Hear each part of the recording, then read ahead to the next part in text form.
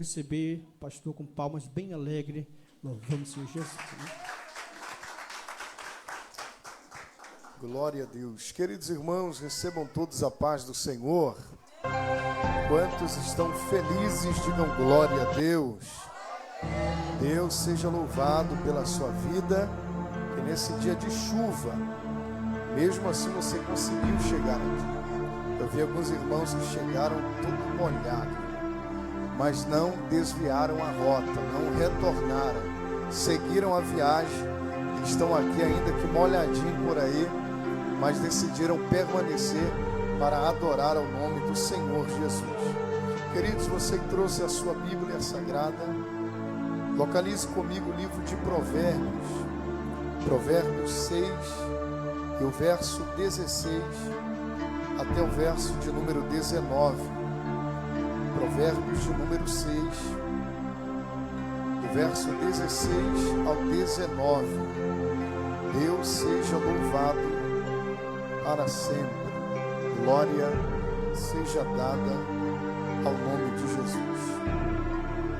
Provérbios 6, do verso 16, 17, 18 e também o 19. Quem encontrou o texto, diga amém. Se não encontrou, é só acompanhar aqui na tela. Está escrito assim: estas 6 coisas aborrecem o Senhor, e a 7ª a sua alma abomina. Só dá uma pausa aí no 16, para que a gente possa ler juntos o verso de número 16. Vamos todos juntos ler no 3, 1, 2, 3.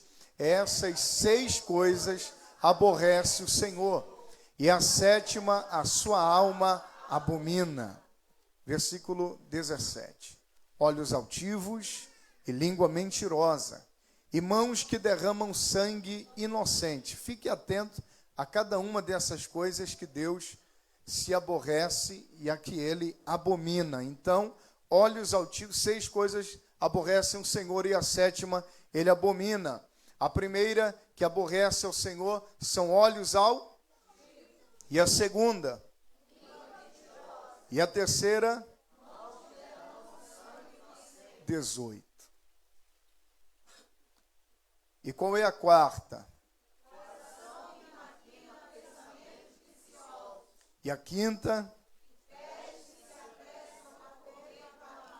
Verso 19. A sexta? Agora que Deus abomina, que é a 7ª. O que é que Deus abomina? Volta lá no verso 17, para que a gente possa fazer uma comparação. Porque Deus se aborrece com olhos altivos, língua mentirosa, mãos que derramam sangue inocente, ou seja, a pessoa que mata o outro inocentemente, coração que maquina pensamentos viciosos, pés que se apressam a correr para o mal. Verso 19. Testemunha falsa que profere mentiras, e Deus abomina aquele que semeia contenda entre os irmãos. Deus se aborrece com quem tira a vida de um inocente, mas Deus abomina se você semear contenda entre os seus irmãos. Quem entendeu o texto, diga amém. Amém. Pode se assentar, por gentileza, dando glória ao nome do Senhor Jesus. Isso. Queridos, eu quero ser muito rápido, tendo em vista que nós ainda teremos o ato da ceia, a apresentação das crianças e também a apresentação de uma criança ao Senhor. Então eu quero ser muito breve aqui, eu quero falar não mais do que 20 minutos, tá? Queridos, todos sabem aqui que o livro de Provérbios foi escrito principalmente, ou na sua maioria, por Salomão, rei de Israel, por volta do século 10 a.C. Então, 1000 anos antes de Cristo, reinava Salomão sobre Israel. Salomão recebeu de Deus uma sabedoria extraordinária, uma sabedoria fora do comum. Para quê? Para ensinar o povo a viver segundo os princípios de Deus, segundo os princípios do Senhor. E nesse texto nós encontramos uma figura literária chamada numérica progressiva. Nós encontramos nesse texto uma figura literária chamada numérica progressiva. São 6 coisas que o Senhor aborrece, e a 7ª, a sua alma abomina. Escute isso, no hebraico abominação é toevar, e toevar, ele é um termo utilizado para demonstrar a repugnância de Deus contra um certo ato. Então o fato de separar, aqui está algumas palavras separadas. Deus aborrece algumas coisas e Deus abomina outra coisa. Então Deus resolveu frisar na abominação, ele resolveu frisar um ponto mais forte, que é algo que estremece o céu e a terra, é algo que desagrada totalmente o Senhor, que deixa Deus, vamos dizer assim, revoltado. Então é um texto extremamente poderoso, e curiosamente esse texto revela tudo aquilo que o pecado produziu no coração humano. Quando o pecado entrou através de Adão e Eva, isso tudo começou a ser produzido, começou a ser gerado no coração do ser humano. Mas ao chegarmos à mesa da Santa Ceia, ao chegarmos à mesa da ceia do Senhor, nós encontramos Jesus fazendo exatamente o oposto de cada uma dessas coisas, ou cada uma dessas coisas que foram citadas. Porque Jesus ele vai na contramão do sistema. Jesus ele vai na contramão da lógica. A cruz é a resposta de Deus para tudo aquilo que ele aborrece. Então, através da cruz de Cristo, nós conseguimos nos livrar desses males, e nós conseguimos ser alcançados pela graça de Deus. Eu quero lhes falar alguns pontos aqui muito interessantes. A primeira coisa que aborrece o Senhor são o quê? São os olhos altivos. Veja lá, acho que é o 17. Isso. 17. Qual é a primeira coisa que aborrece ao Senhor? E o que seriam os olhos altivos? Os olhos altivos é nada mais do que o orgulho do ser humano. O orgulho foi o primeiro pecado da história. Pastor, o orgulho foi o primeiro pecado da história? Sim. Até mesmo antes de existir o ser humano na terra, o orgulho já havia derrubado um anjo no céu. Lúcifer era um anjo. Há quem diga que ele era um querubim, ele carregava a luz de Deus sobre a sua vida, porém ele teve os seus olhos altivos, o orgulho entrou no seu coração. Ele olhou para a glória de Deus, ele olhou para a glória divina, e ele disse: eu subirei até o alto das nuvens, e eu serei semelhante ao Altíssimo. Vou estabelecer o meu reino, receberei adoração, terei servos à prontidão para obedecer o meu comando. Então o primeiro pecado da história foi exatamente o orgulho, foi exatamente os olhos altivos. Quantos de nós já conhecemos alguém que olha para você de cima para baixo? Ele não consegue olhar por igual, ele não consegue olhar de baixo para cima, ele olha de cima para baixo. Pode ser a pessoa mais baixinha possível, mas ele te olha desta forma, de cima para baixo. O que é isso? São olhos altivos, a demonstração de superioridade, a demonstração de irreverência ao seu próximo. Ele está dizendo: eu sou melhor do que você, eu estou acima de você. Então o orgulho foi o que derrubou Satanás, o orgulho foi o que destruiu reis, que destruiu reinos, que destruiu poderosos, presidentes, pessoas de alta patente na sociedade, foram derribadas por causa dos olhos ativos, ou então por causa do orgulho. Mas Jesus ele vem fazendo exatamente o oposto. Cristo. Quem é Jesus? Jesus é o Senhor. Senhor da onde? Ele é Senhor do céu, da terra e do inferno. Ele manda nos anjos, Ele manda nos homens e Ele manda também nos demônios. Jesus era o único homem na terra que poderia ter os olhos altivos. Jesus era o único homem na terra que poderia ter orgulho de si mesmo e olhar para as pessoas de cima para baixo. Mas Jesus resolveu fazer diferente. Ele disse: eu não quero olhar para vocês de cima para baixo, eu quero olhar para vocês de baixo para cima. Como assim, Senhor? Eu vou lavar os pés de vocês. Os discípulos estavam sentados, Jesus se ajoelhou e disse: coloca o teu pé aqui, porque eu vou lavar os pés de vocês. Eu quero olhar para você de baixo para cima. Eu quero olhar para você de baixo para cima.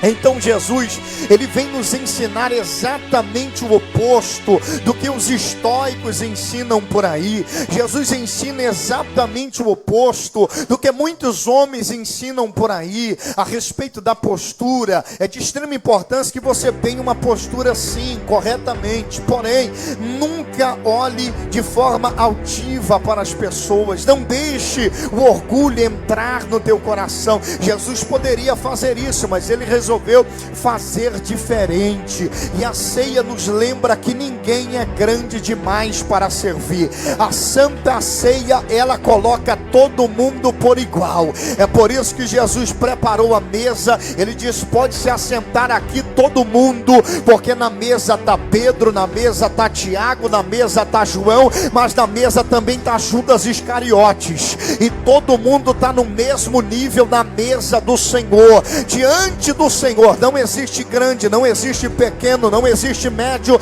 Diante do Senhor só existe o nível. E qual é o nível que tem diante do Senhor? É o nível dos adoradores. É o nível dos adoradores. Alguém aqui é adorador? Levante a tua mão direita para o céu. Só você que veio para adorar ao nome de Jesus aqui.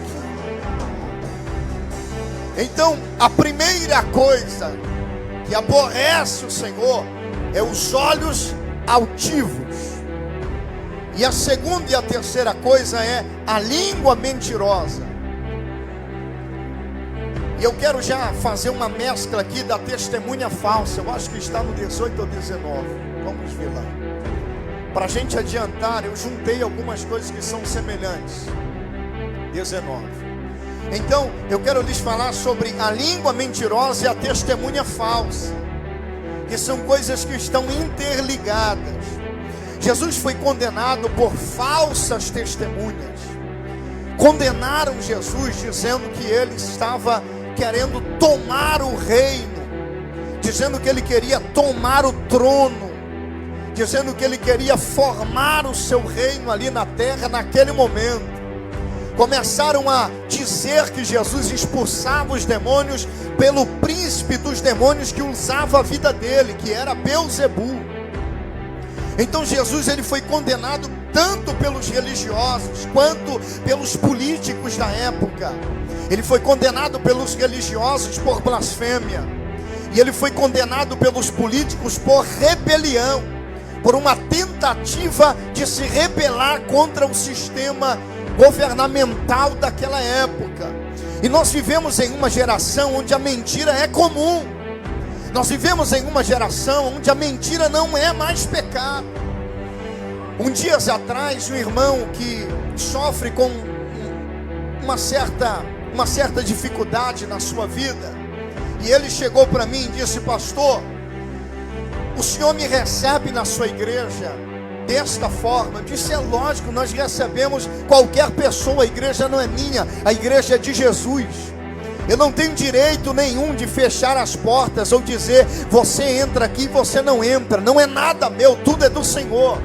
Nós somos apenas mordomos de Deus na terra. O que é um mordomo? Ele cuida daquilo que não é dele. Então é isso que nós somos na terra. O pastor não é dono de nada, nem da sua própria vida, porque se Deus quiser tirar a vida dele, ele tira num piscar de olhos. Então nós não temos nada aqui na terra. E eu disse para ele: nós recebemos com toda certeza. E ele disse: como o senhor receberia com este pecado. Eu disse assim, como nós recebemos todos os pecadores na igreja. Todos nós somos pecadores. A Bíblia diz que aquele que afirma que não tem pecado é mentiroso, e ele já está pecando. Então nós pecamos a qualquer momento.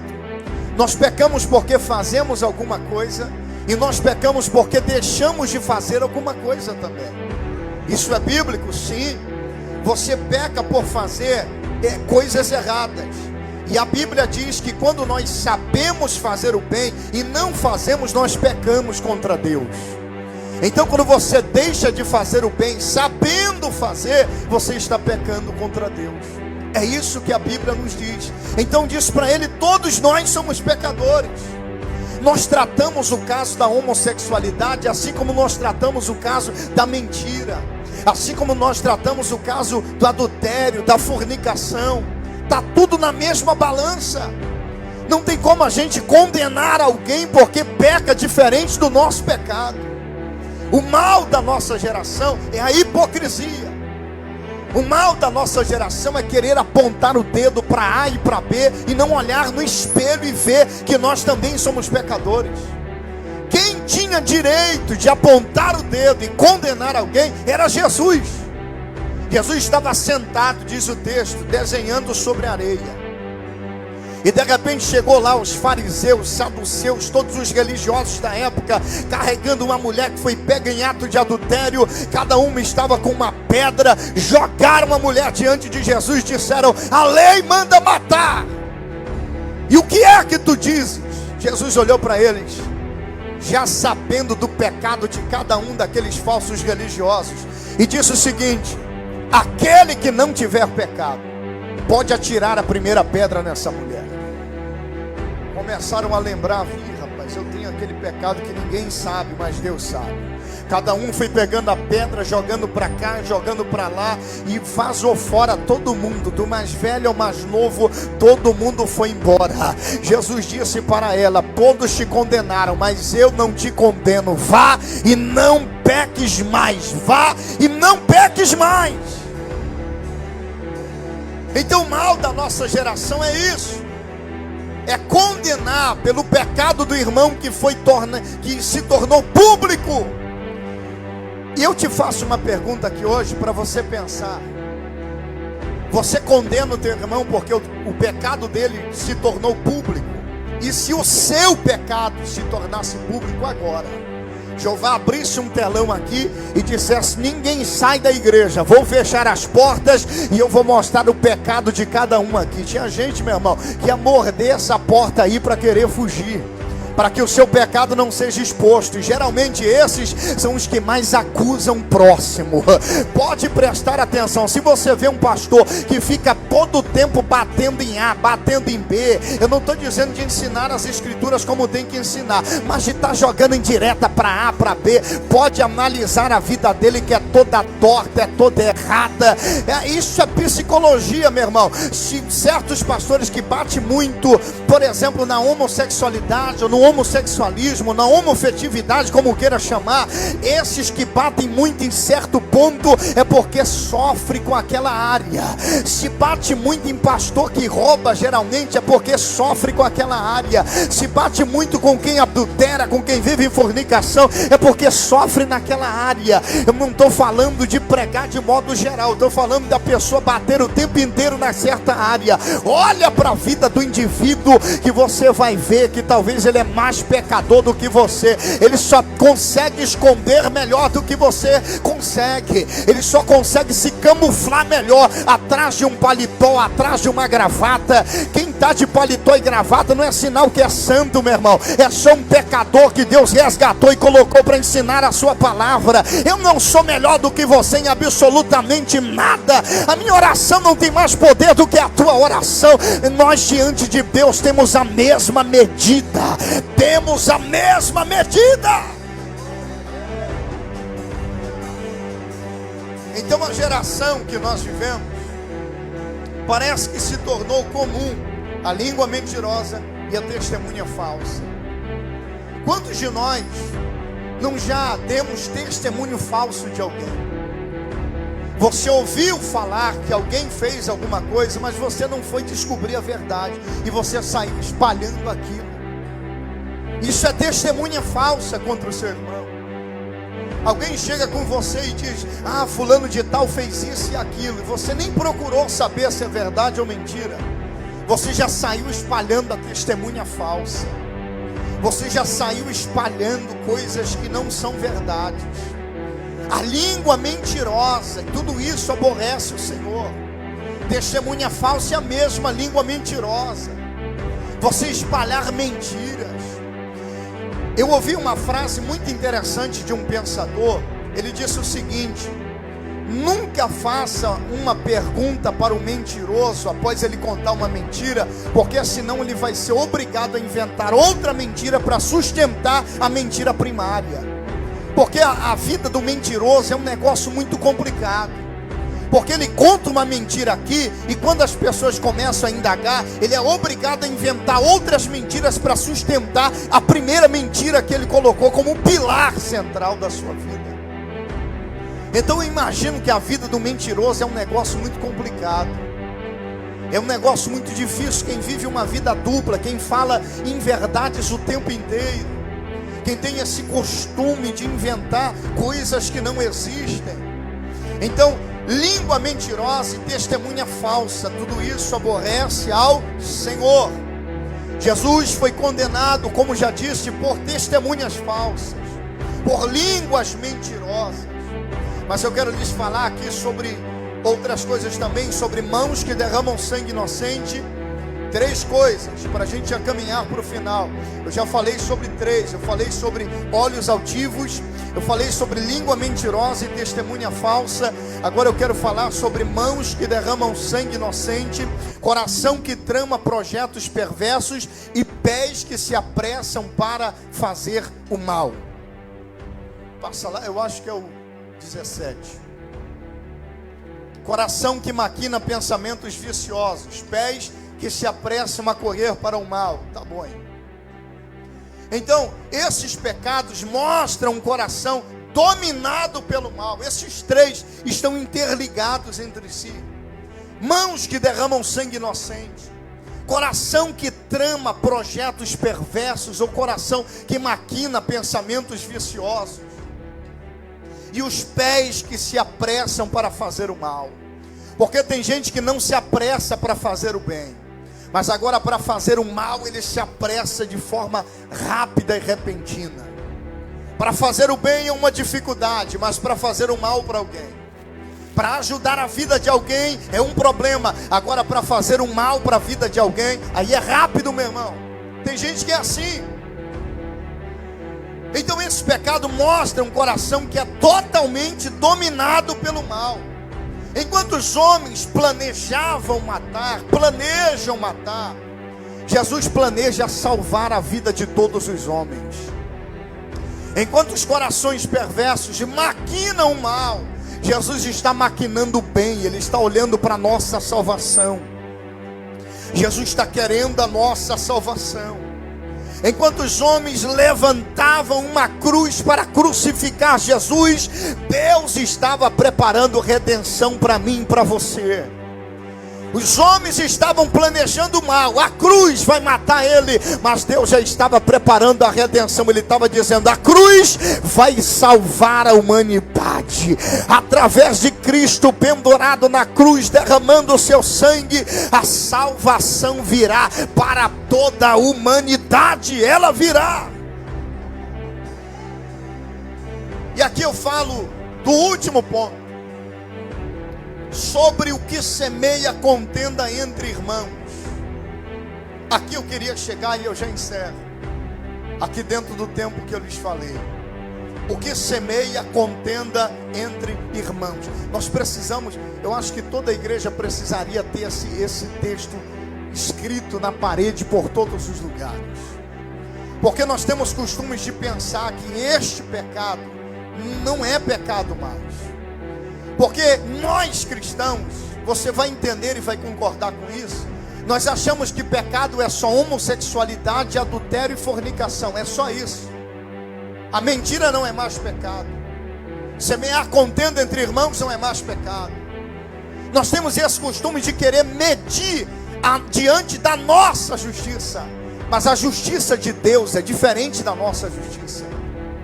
A justiça dos homens abomina quem tira a vida de um inocente.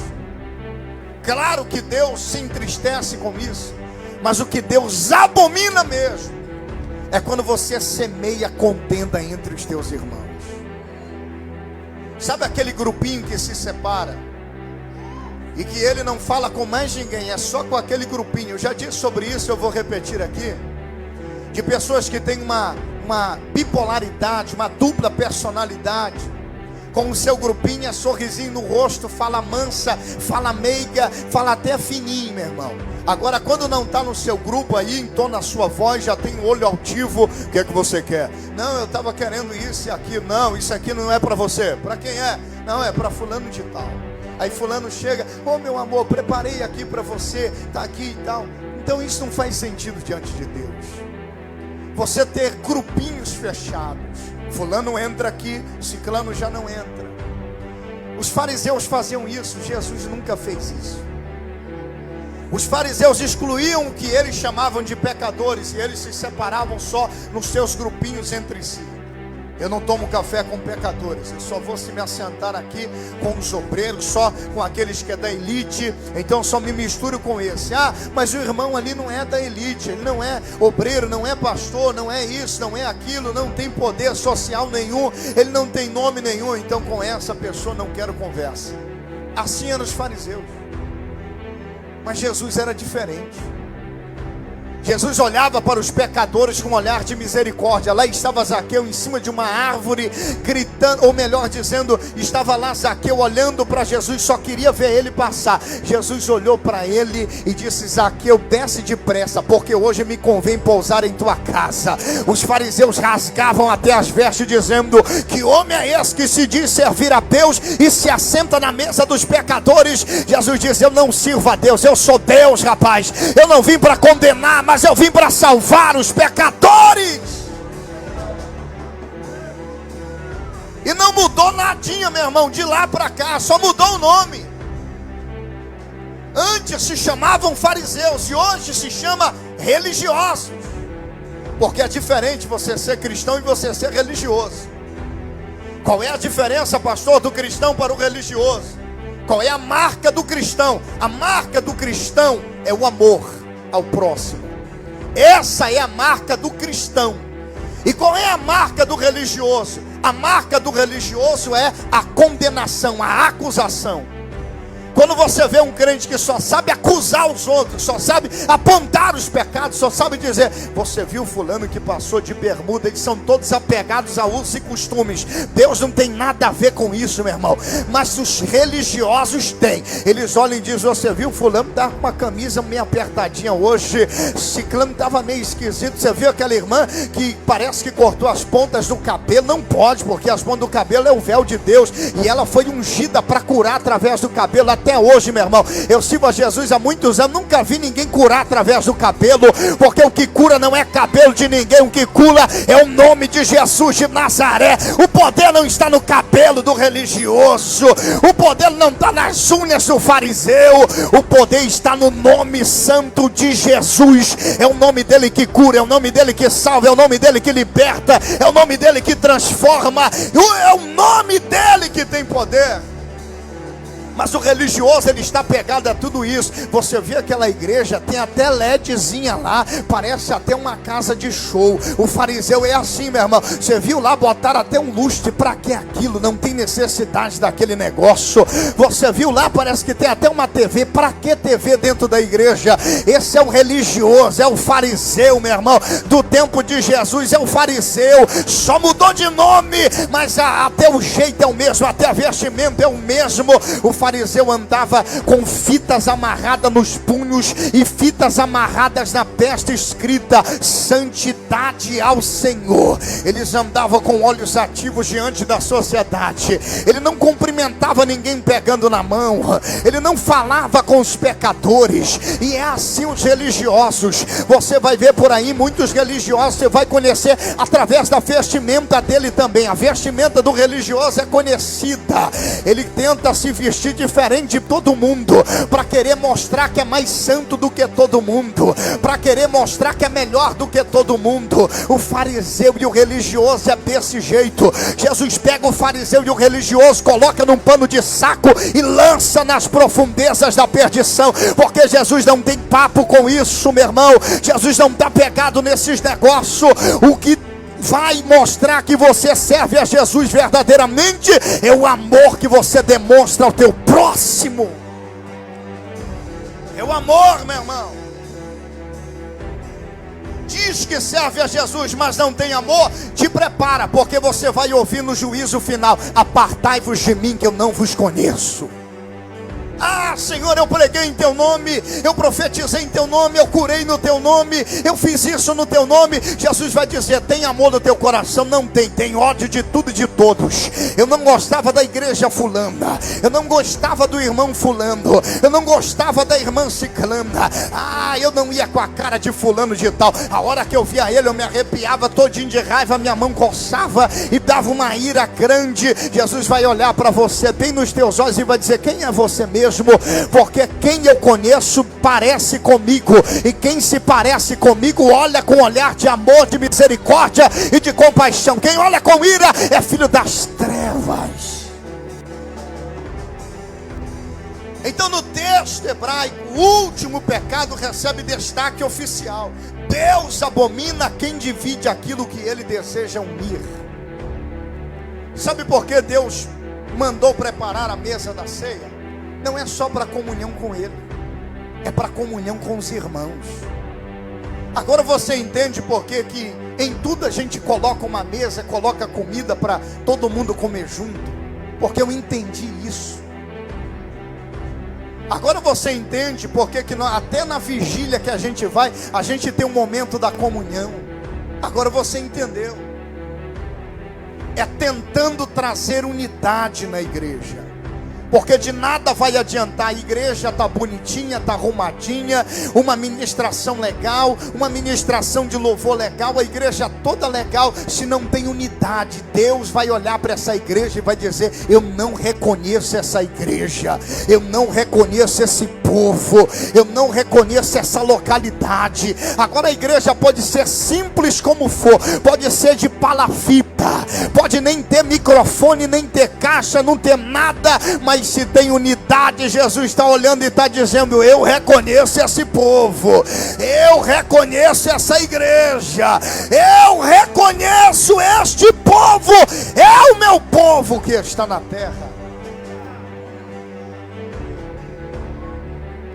Então Deus abomina quem divide aquilo que ele deseja unir.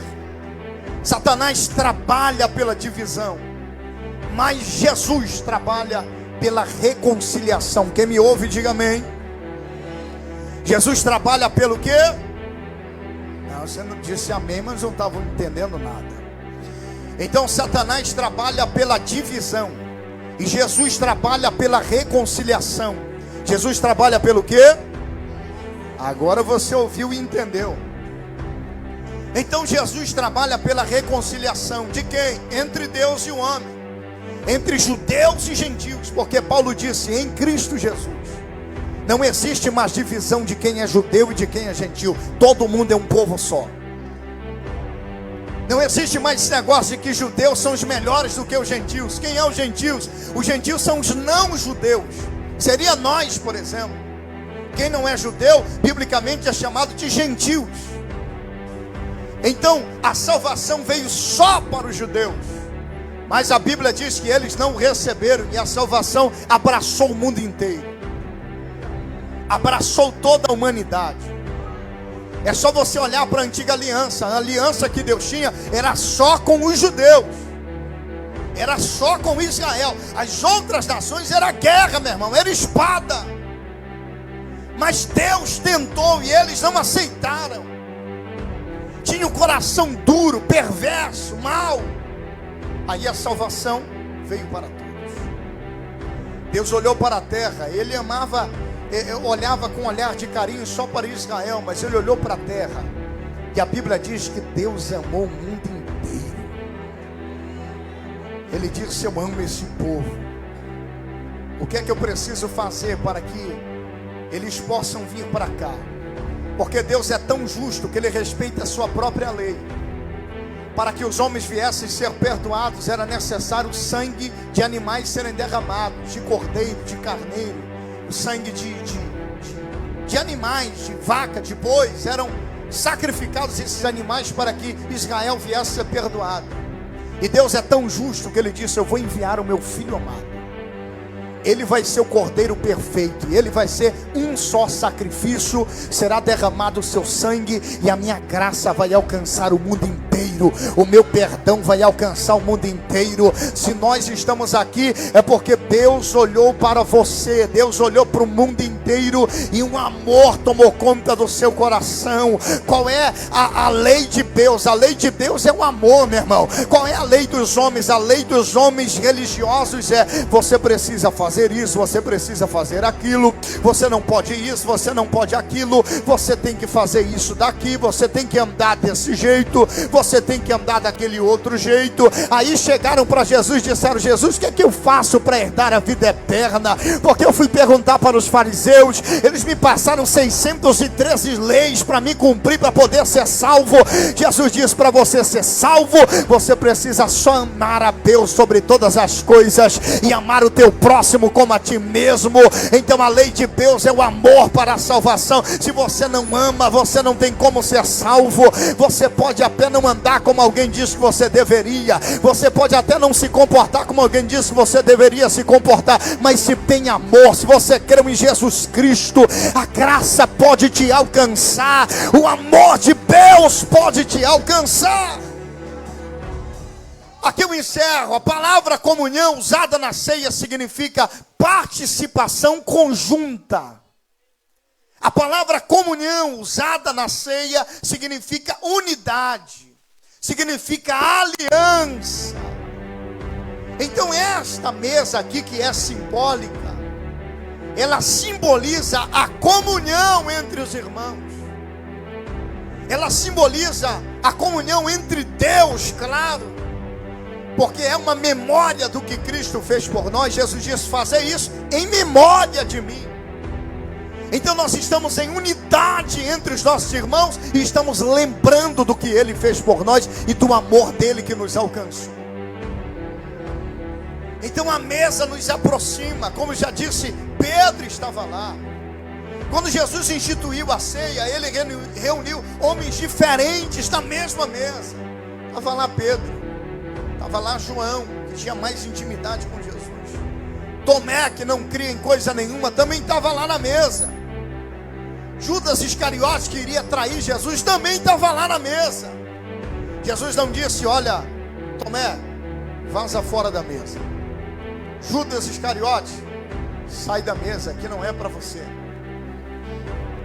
Como disse o pastor Osiel Gomes, Jesus estava na mesa e disse: bota o pão para cá, bota o vinho para cá, e todo mundo vai ceiar junto, todo mundo vai participar junto. E ele disse: um de vós é o diabo. Osiel Gomes disse que Jesus falou: bota para cá o pão, bota para cá o vinho, um de vós é o diabo. O jeitão dele maranhense, engraçado. Então, mesmo tendo endemoniado lá, Jesus não descartou ele. Jesus disse: vem para cá, permanece aí, pode ficar aí. Esse negócio de querer excluir A e B nunca foi coisa de Jesus. Quem é fariseu pode rasgar as vestes agora. O pastor está pecando, o pastor está blasfemando, pode rasgar a veste. Os fariseus, quando eles entendiam que alguém blasfemava contra Deus, eles rasgavam as vestes. E hoje nós temos muitos fariseus. Vou repetir: esse negócio de dividir quem pode e quem não pode nunca foi coisa de Jesus. Isso foi coisa dos homens. Pastor, mas o que Paulo diz? Que aquele que come e bebe indignamente, come e bebe para a sua própria condenação. Mas ele não diz que isso pertence a mim e a você julgar quem pode e quem não pode. Ele disse: o homem, examine-se ele a si mesmo. Paulo não disse: os pastores examinem cada um dos irmãos para ver se eles estão prontos para o ato da ceia. Paulo não disse: os obreiros da igreja examinem cada um para ver quem está apto para ceiar ou não. Paulo não disse: cada um dos membros da igreja olhe para o seu próximo e veja se ele está próximo para ceiar, se ele está pronto para participar da ceia ou não. Paulo nunca disse isso. Jesus nunca disse isso. O que Paulo disse foi: cada um olhe no espelho espiritual e veja se você é digno ou não. Pastor, eu não sou digno. Então é você e Deus, meu irmão. Não cabe a mim acusar e dizer se você pode ou não pode. Não cabe a nós como igreja dizer que você pode ou não pode. Ah, pastor, mas fulano de tal tomou e não poderia. Ele, Deus, meu irmão, você não tem nada a ver com isso. O poder de julgar não é nosso no que diz respeito ao alto da ceia. A Bíblia nos instrui a julgar com retidão. E isso não é um julgamento reto, porque não tem lei para isso, porque não tem palavra de Deus para isso, que nos dê essa liberdade de apontar o dedo para A e para B e dizer quem é digno e quem não é. Quem é digno, meu irmão, de participar da ceia? Você é digno, com seus pecados escondidos? Ninguém é digno, mas a graça de Deus nos alcançou. Isso está sendo gravado. Eu posso ser apedrejado por muitos fariseus por aí, porque muita gente diz por aí que a gente prega o evangelho das portas largas. Nós pregamos o evangelho de Cristo. Se fariseus por aí diz que prega evangelho de porta larga, é só mostrar na Bíblia Sagrada que eu estou errando. Se me mostrar no manual que nos rege, aí eu mudo completamente de visão. Agora, se não me mostrar onde está escrito, meu irmão, pastor, o senhor está errando. Eu posso assumir que eu posso errar também, mas isso daqui que eu estou falando com convicção da Bíblia Sagrada. Eu já tive o privilégio de ler a Bíblia algumas vezes. Eu já fiz alguns cursos teológicos por aí para buscar aperfeiçoamento. Já fiz 4 vezes o básico, 3 vezes o médio e 3 vezes o bacharelado. Posso errar? É claro que posso. Eu sou errante, mas o que eu estou falando aqui, eu falo diante da Bíblia Sagrada. Jesus nunca deu direito para o pastor julgar alguém. Jesus nunca deu direito para o obreiro apontar o dedo para alguém. Jesus nunca deu direito para a membresia estar apontando o dedo para A e para B e dizer quem está errado e quem está certo. Jesus disse: está todo mundo na mesa aqui. Pode vir Judas Iscariotes, pode vir Tomé, pode vir todo mundo para cá. Tem que andar com escudo e capacete aí fora, que os fariseus vão me apedrejar depois.